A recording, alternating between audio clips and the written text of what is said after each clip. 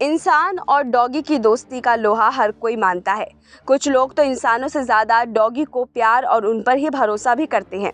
वहीं डॉगी भी अपने मालिक के लिए जान न्यौछावर करने से पीछे नहीं हटते। लेकिन क्या आप जानते हैं कि डॉगी और इंसानों का ये प्यार आज का नहीं बल्कि मानव सभ्यता के इतिहास और विकास के साथ ही शुरू होता है। अब कुछ वैज्ञानिकों ने इस दोस्ती का राज खोल दिया है। एक अध्ययन से पता चला है कि डॉगी में एक विशेष जीन होता है जो उनके तनाव को कम करता है। ये तभी एक्टिव होता है जब वो इंसान के पास रहे, जिससे उन्हें लोगों के आसपास अधिक आराम मिलता है। वैज्ञानिकों ने दावा किया है कि डॉगी मनुष्य के सबसे अच्छे दोस्त कैसे बने, इसका सटीक कारण खोज लिया गया है। इस सवाल का उत्तर डॉगी के जीन में है।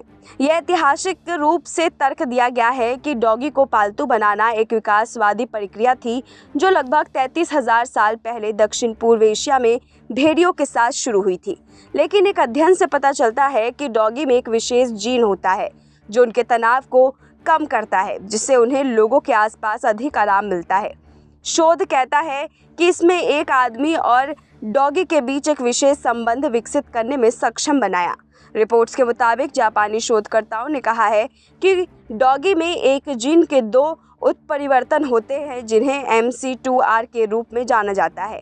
ये जीन हार्मोन कॉर्टिसोल का उत्पादन करता है, प्रकृति का अंतर्निहित अलार्म सिस्टम जो भय या चिंता के दौरान जारी किया जाता है।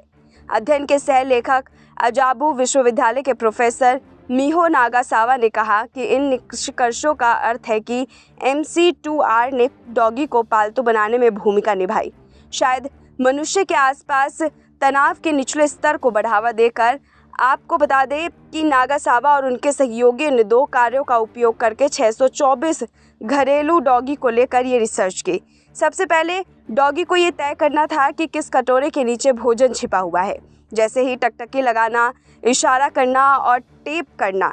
इस प्रयोगों ने जानवरों की मानवीय इशारों और संचार की समझ का परीक्षण किया, जबकि दूसरे ने इंसानों से सामाजिक लगाव को देखा।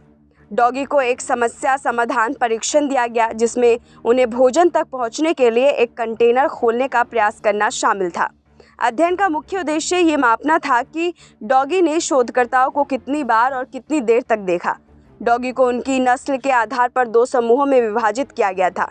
प्राचीन समूह, जिसमें अकिता और साइबेरियन हस्की जैसे भेड़ियों के आनुवांशिक रूप से करीब मानी जाने वाली नस्लें शामिल है, और सामान्य समूह, अन्य सभी नस्लें जो भेड़िया से अधिक आनुवांशिक रूप से दूर है।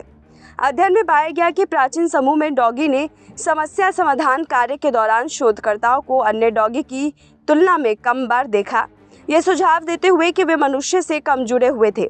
शोधकर्ताओं ने पाया कि पहले कार्य में नस्लों के बीच कोई महत्वपूर्ण अंतर नहीं था। फिर उन्होंने समूहों के बीच मानव संबंधित संज्ञानात्मक क्षमताओं से जुड़े जीनों में अंतर की तलाश की। शोधकर्ताओं का कहना है कि इससे पता चलता है कि जीन में डॉगी को पालतू बनाने में भूमिका निभाई होगी।